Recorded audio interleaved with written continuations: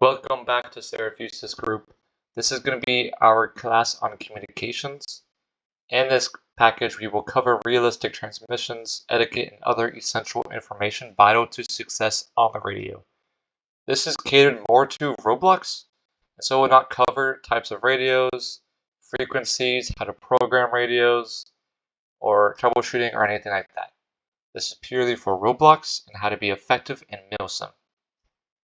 You should always alter, just like everything we do, what you learn here to meet your own unit's needs.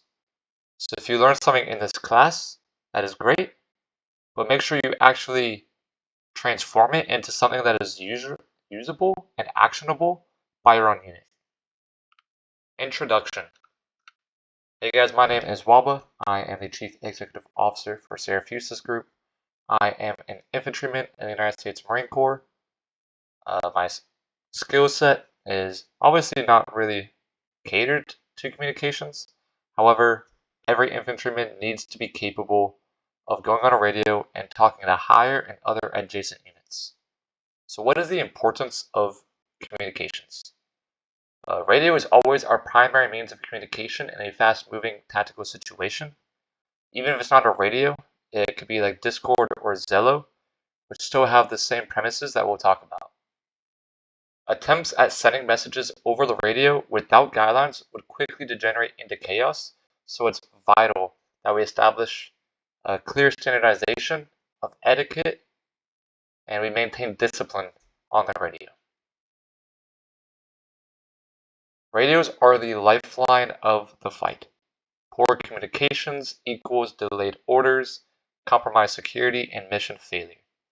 If you cannot quickly and accurately convey information to your commander, then they cannot formulate plans or coordinate with other units to help you, right?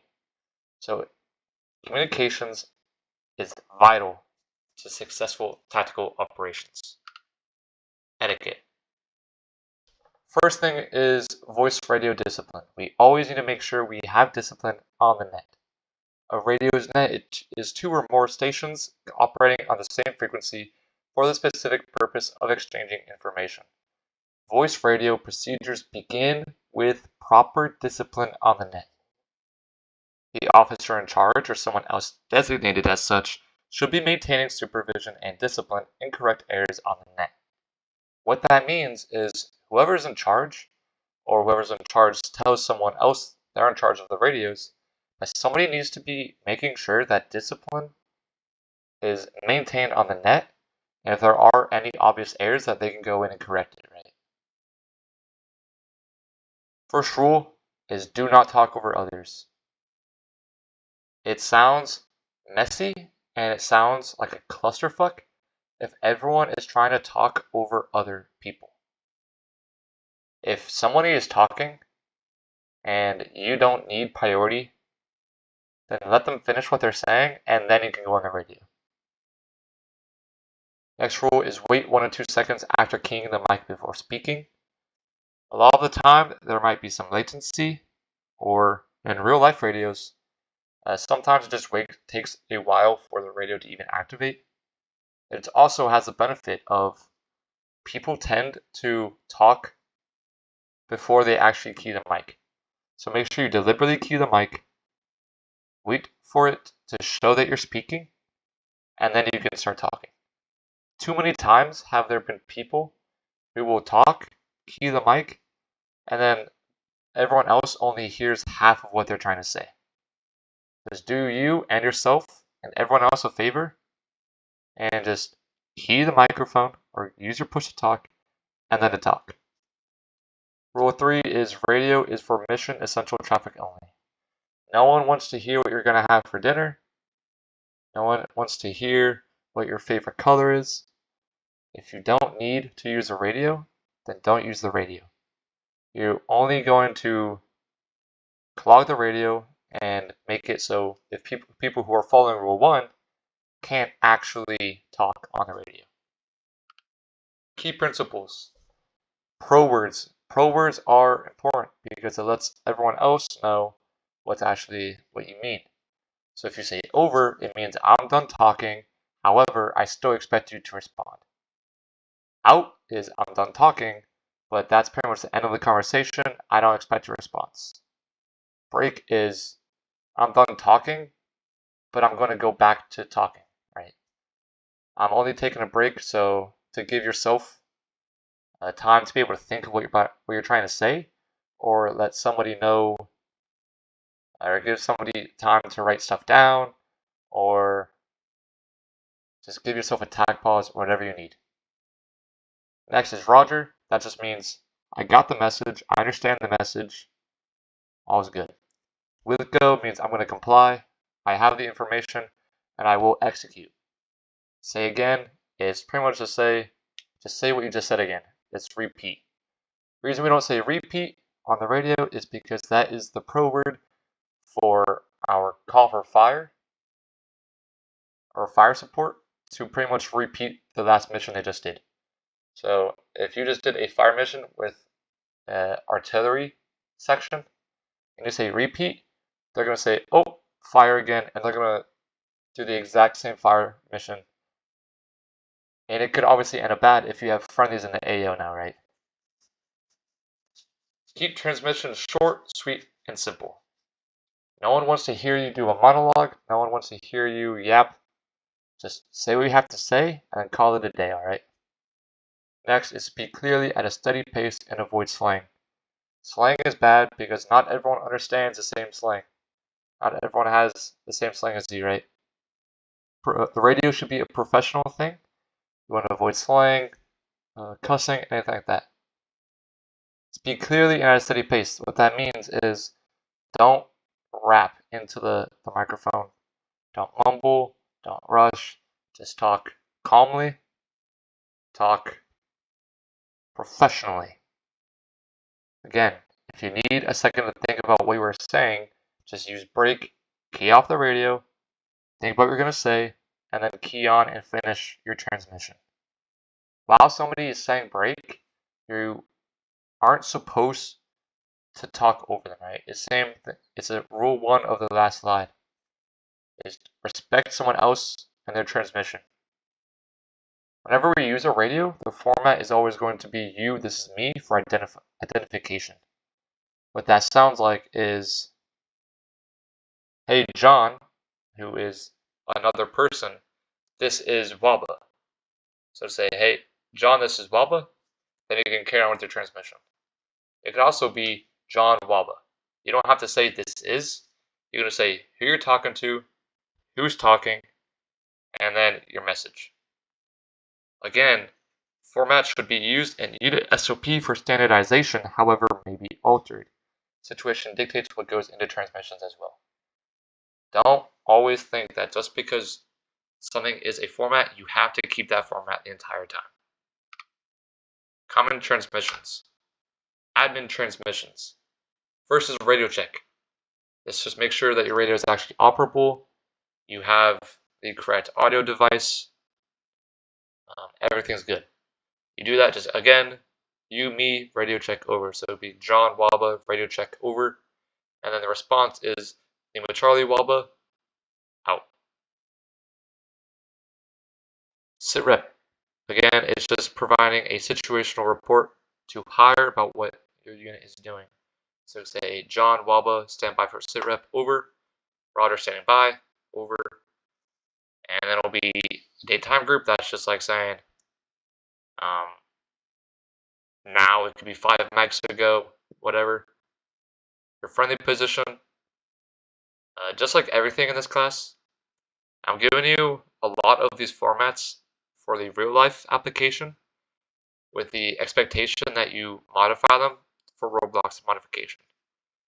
A lot of games have grids that you can pull actual grids from. A lot of games don't have that. So whatever game you use, whatever system you use, modify these to be able to apply to your game and to your system. So if it's friendly position, for a game that has an actual grid, it could be just the grid. It could be like the grid designator 1, 2, 3, 4 break 5, 6, 7, 8. Or if you don't have that, it could just be a known location. So it could be Hilltop Albatross, or it could be any other known location that you guys have designated in your op order. Next is activities conducted. What have you done? Say an example is, we just cleared objective Charlie. Alright, then actions planned is what are you going to do? We're moving out of objective Charlie to go attack objective Bravo, right? What do you plan on doing? Logistical requirements, that's just if you need more ammo, more food, more medical supplies. I know a lot of games nowadays have medical and ammo they can actually ship. So this just logistical element is actually important now. Next is personal casualties. Do you have any casualties in your unit? If not, just say no casualties. And any final remarks. So if you have anything else you need to say or pass up, you can there. And response is solid copy out. Tactical transmissions. First is a contact report. This is to immediately notify higher that you have received contact. The purpose of this is to immediately pass the information that you have contact, as well as information that higher can use to help you and other units can use as they reinforce you. So again, you, me, so John Waba, we have received enemy contact. Say small arms fire, but that is just like normal rifles or machine guns. IDF is indirect fire, anything like that. So IDF could be mortars, artillery, whatever. Enemy location, again, you're trying to give a bearing. Any known location, if you have a grid, use a grid. So that could sound like 20 degrees north. It could be MSR Alpha. It could be anything, right? Just help higher know exactly where the enemies are. If you have any immediate needs, so if you need CAS, if you need reinforcements, if you need evacuation, anything like that. Again, solid copy out. Follow-on actions may be transmitted later. However, your current focus is passing this necessary information immediately. What that means is, if you need more ammunition, you could just contact higher and say, I need a resupply, right? But you shouldn't be saying, I need a resupply in your contact report. That's not really an immediate need unless you immediately need more ammunition. But if you're like, I still have 3 mags, I'm good for now, then that's not an immediate need. Next is a salute. For those who know how to write an op order, we always have a salute format for enemy situation. Again, it is the standard enemy report format. It is used in reconnaissance. It is used when we see enemies and whenever we're filling out that op order. A key note is salute is not a contact report. If you are taking contact, you are not passing up a salute report. This is purely if you see an enemy, but they don't see you. If you guys aren't engaging, you can pass up a salute report. This is purely for reconnaissance, pretty much. Again, the format is size, activity, location, unit, time, equipment. So it'd be John Wawa, standby for salute, over. Roger, standby, over. Size, what is the size? Is a fire team, squad, platoon. Minus and plus just means either less or more than that unit size. So if they have 3 persons, so if a fire team is 4 people, but they only have 3, I'm going to say they have a fire team minus. But if they have 5 people, I'm going to say fire team plus. Activity is whatever they're doing. Are they patrolling? Are they sitting on the defense? Are they just sitting around doing nothing? Are they walking? Are they whatever? Whatever they're doing, this is where you put it. Location, again, your any location, bearing, grid point, whatever. Unit is, it could be Chinese People's Liberation Army, Russian Army, armed militia, terrorist, whatever you want. Whatever unit they have is what you want to put in there. Time, again, it's your date time group, so it's be now, it could be 5 marks ago, 10 marks ago, whatever. E is equipment, so Soviet era small arms fire, like AKs or the PLS style small arm fire, like the QBZs or the AR style small arms, whatever. So just giving higher and other units the information of what equipment the enemy has can also help. it could also be used to pass a description of what they're wearing. So if they're just wearing like a turban and robes, you used to say that. But if they have actual like helmet and vest, then you can say, hey, they have multicam high cut and multicam vest or something like that. And again, that held copy is just trying to see whatever unit you're talking to actually is tracking on what you just said. Briefs. These are the mean bones. We're going to be covering two.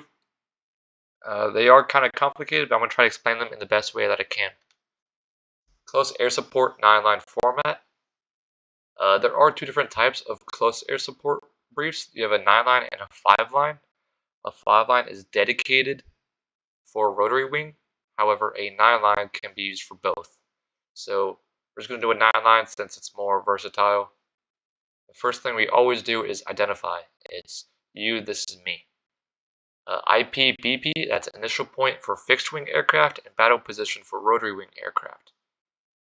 What these are is pretty much just a pre-designated area that you included in your order to say this is where attack runs will begin for our aircraft.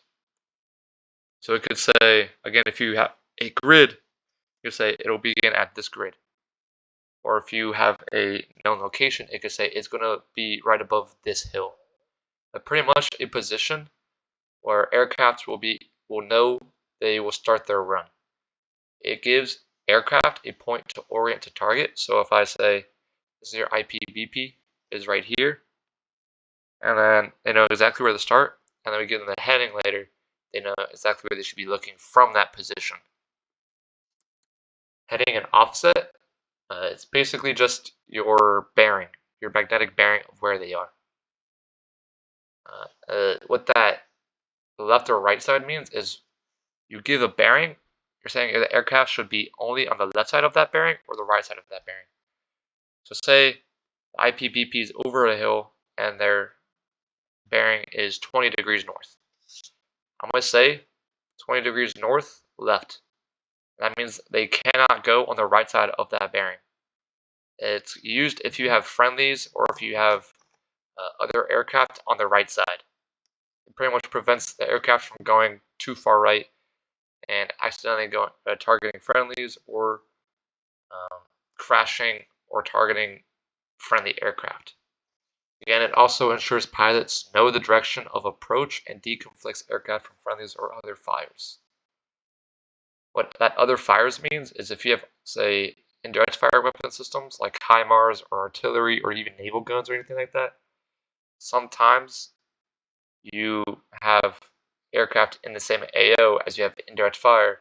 You could have a billion-dollar jet get hit by artillery, right? Horrible luck, but it's happened, right? Distance just helps the pilot time their attack and also allows for easier identification, right? It's a lot easier to identify an enemy when I say, hey, it's 20 feet out. If I'm like, look at that sign, it's 20 feet away, you now know just to look 20 feet away, right?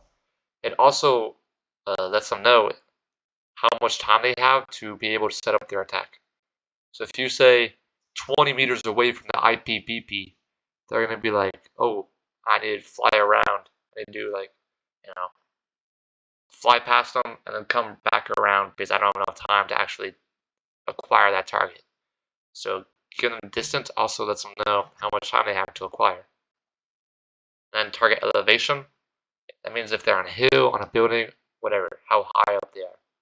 This is really more so a Roblox, or a real life thing. In real life, the different missiles and different things that, especially from aircraft, like fixed wing aircraft have, is dependent on elevation. So a missile operates differently when it's 500 meters above sea level, or if it's 10,000 feet above sea level, right? Super complicated things I know nothing about, like targeting, whatever. Again, I'm not that smart, so I don't know what goes into it. I just know the missile acts differently and requires different things when the elevation is different. And then target description, again, it's just lets your pilot know exactly what they're looking for. And then target location, again, if they have a known location or if you have a grid, whatever you have, of where the enemy is, of where they should be targeting. So an example, you have marking type. Marking type is smoke, laser, whatever you have, right? It could even be you have a machine gun, shooting the machine gun at the target, and the pilot just looks down, sees what the machine gun is shooting at, and knows that's where the enemy is, right? You also want to include location of friendlies. You want to make sure the pilot knows where you guys are, so it doesn't accidentally confuse you for the enemy. And you also want to include an egress route. Make sure he knows, or there is a viable option, that if he does this attack run, he can actually get out without getting shot down. So you don't want to do an attack run, and then there's a massive mountain right behind it. So if he does his attack run, he's going to crash in the mountain. It also lets him go over more cleared areas. So if, say, on the right side of the AO we have friendlies, on the left side we have enemies, you don't want him to go, say, egress left, because now he's going over enemy territory, or potentially they could have anti-aircraft or anything like that. Here's the example, right? So say Apollo 11 is going to be the pilot call sign. Odin Actual is going to be us. So it's going to be Apollo 11, Apollo 11. This is Odin Actual, standby for CAS 9 line over. I'm going to say standing by. It's going to be your, again, your initial point, which is for fixed wing, is going to be alpha. So IP alpha break.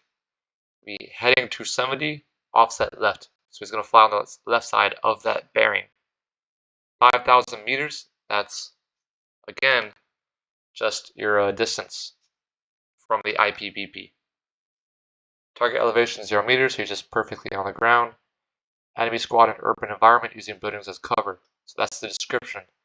It's a squad, so you know it's around 10 to 15 people, depending on the different SOP. In an urban environment, so you know there's buildings, you know they may be hiding. So if he's flying over and he doesn't see anybody, he knows it's probably because they're in a house. So he can still do that mission even if he doesn't have positive ID, right? Because he knows he's in the house. Then you give him the enemy location. That's this, for example, grid. It's going to be grid 1, 2, 3, 4, break 5, 6, 7, 8. And then method of marking is going to be marked by white smoke, just so he sees white smoke. He knows that's where the enemy is going to be. Friendly is 600 meters east from the IPBP. Again, if we have grid, let's just use grid, but this is just an example of polar. Again, just so he knows not to target 600 meters east. And then we have egress east. So whenever he completes the attack run, he needs to go east for a successful egress. And we just make sure that he actually knows that's the end of it. So we say how copy, make sure he's tracking on it, and it can respond with solid copy. Whenever we do say how copy, or we do give CAS briefs or any other important brief, a lot of time you always want a readback. So what that means is we just have the pilot read back the information we just gave him. So we'd pretty much read back the entire thing verbatim, just to make sure all the information is correct. Make sure you didn't mess up the enemy location and friendly location, right? Because that'd be pretty bad to go. Alright, now is a casualty evacuation review. Again, we always start with the identify, and then we have the ZMIST. ZMIST, I put it on the top just because for administrative purposes, but it can be placed really wherever you want. Most unit SOPs will have it either as before the first line or after the fourth line. I'll talk about why, but yeah.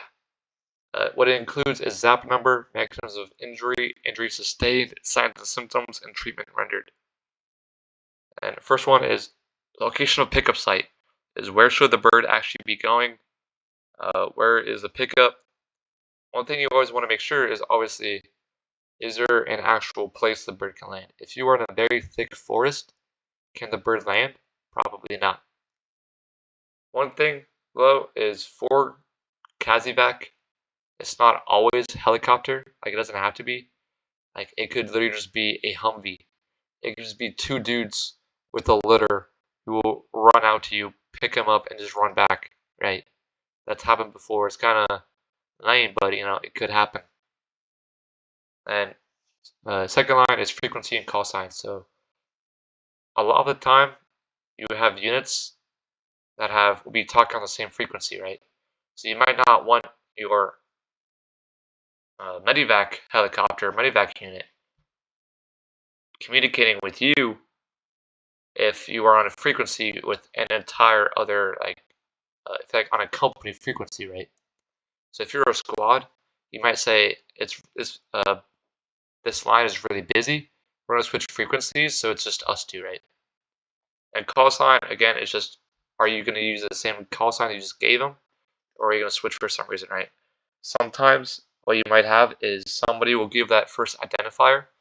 It'll be like, let's just say Apollo 11.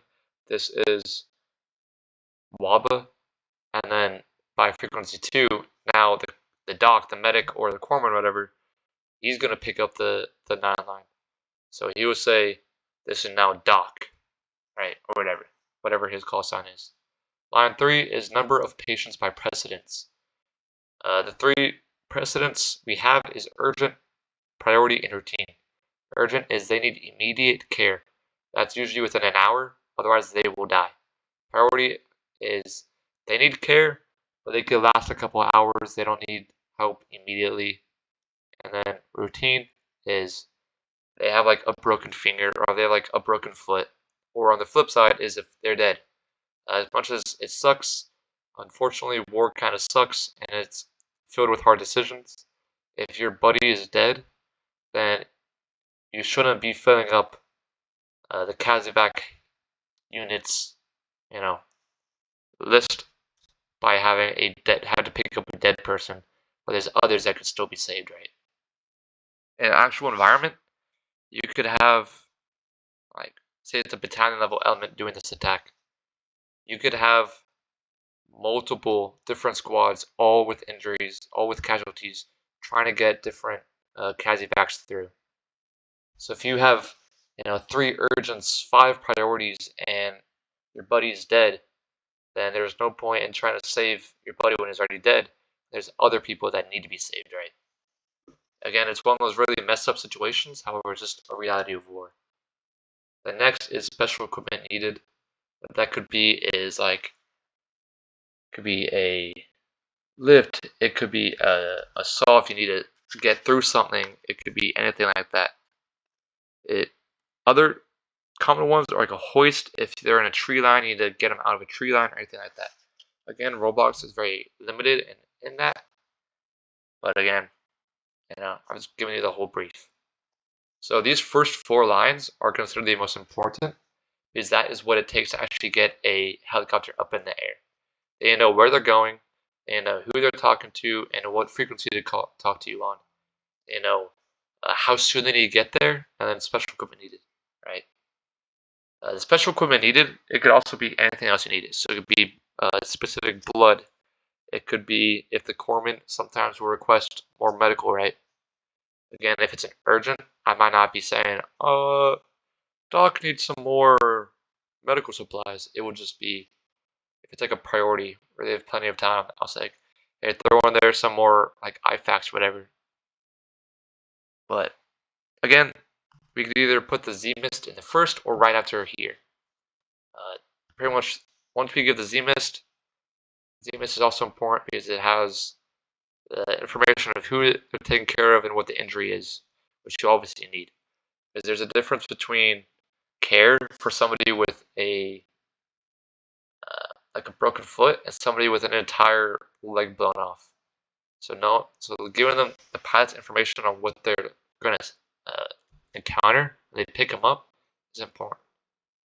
All right, and the rest of the 9 it could be number of patients by type, ambulatory or litter. Ambulatory is if they can walk on their own. Litter is if they can't. They need somebody else to carry them. Like say they're unconscious, or if their legs are blown off or anything like that. 6 is security of pickup site. That's what goes into that is where was the last enemy contact? How far ago? Where, like how many were there? Have you seen contacts recently? What is your own security posture, right?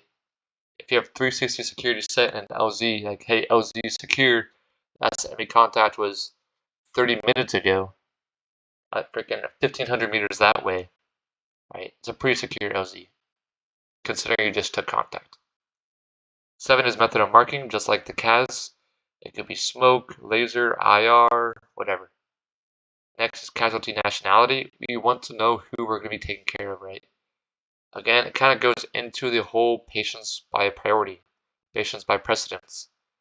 If there's a foreign mill, like allied foreign mill, they're going to take lower precedence than like one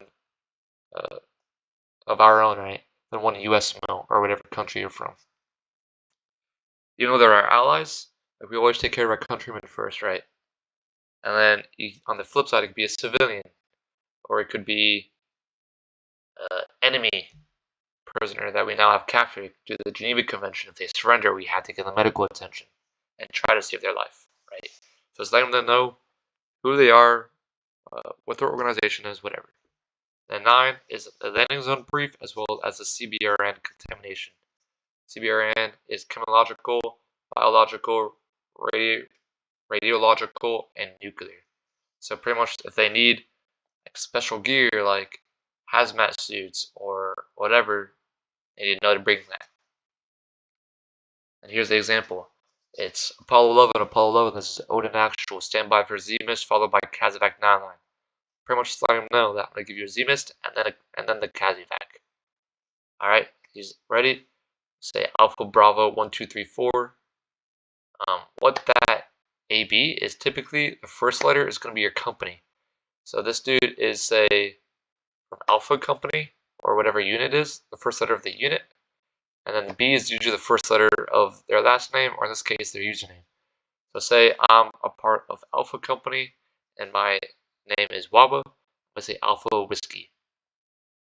And then the 4 is usually, it's unit S dependent, but it could be 4, it could be 5, it could be 6 numbers. But it's usually the last 4 of whatever identifier you have. So in the US military, we have a thing called an EDIPI, and that's just your serial number for who you are in the military. So it would be like the last 5 of your EDIPI pretty much. It could be whatever you make it in your own unit. You give them the blood type, so say O pause. They're going to say the mechanism of injury, so small arms fire. Then injury sustained, gunshot wound on chest. And symptoms, signs and symptoms, it's going to be massive hemorrhaging, which is a lot of bleeding. It could also be like a second chest wound, it could be whatever. It's whatever their injuries are, you let them know. And then treatments rendered is chest applied, it could be tourniquet, it could be a heating blanket on them, whatever. You want to give the Kazovac element as much information as you can, so when they get there, they already know what they need. And then you can say stand by for the Kazovac. Alright, standing by. Then you give again your location. So let's say our grid designator is 01 Alpha Bravo. Then I say 1, 2, 3, 4, break 5, 6, 7, 8. And same break. What that same means is it's a frequency and call sign. It's going to be the same frequency. It's going to be the same call sign. Same frequency as the frequency I'm calling you on, and the call sign is the one I used in that first identification message. Then I have one urgent, so like we need a Kazovac immediately. No special equipment needed. 1 liter, meaning that he cannot walk, either due to him being unconscious or whatever. Our security is 360 security set. Last enemy contact 5 miles northeast, 1,800 meters out. Basically, we have full security on this LZ. We haven't seen enemy in 5 mics, and that was 1,800 meters that way. Is it realistic to go 5 minutes, whatever. Who knows? Just make it actual realistic. Don't be like, oh, we saw him 30 minutes ago, when it was actually like 2 minutes ago. So when the helicopter lands, they're like right there, you know. Next is method of marking. I got smoke, you got call. What that means is I want to throw a smoke down. I'm not going to say the color over the net, just in case somehow the enemy is actually listening to it. Obviously in Roblox that's limited. We can't really have compromised, you know, compromised transmissions just because you can't really do that on Discord or Zelda, whatever you're using. And then 8 is internationality, so it's 1 US mil. Again, that could be 1 foreign mil, I would even say 1 enemy mil, 1 civ, whatever it is. And 9 is no CBRN contamination at this time. I just chose not to include the landing zone brief just because that's a whole nother brief, which we might go over later. Alright, and that's the end. Again, there's a lot that goes into communications. There's a lot of information that goes into briefs. What I covered was literally just skimming the top. There's so much different information that could go into these, and I could yap for so many more hours. Like I already mentioned the landing zone brief, but there's a lot more than that. So this is our first of many classes. That was just more so a formal class where I literally just decided make a little class and then record it rather than do the whole everyone get a game. Like it's a lot more spreadable, and it also doesn't waste your time. You can watch it whenever you want, right? Hopefully you guys like it. I don't know if it's good or not. Let me know. But thank you. Peace out.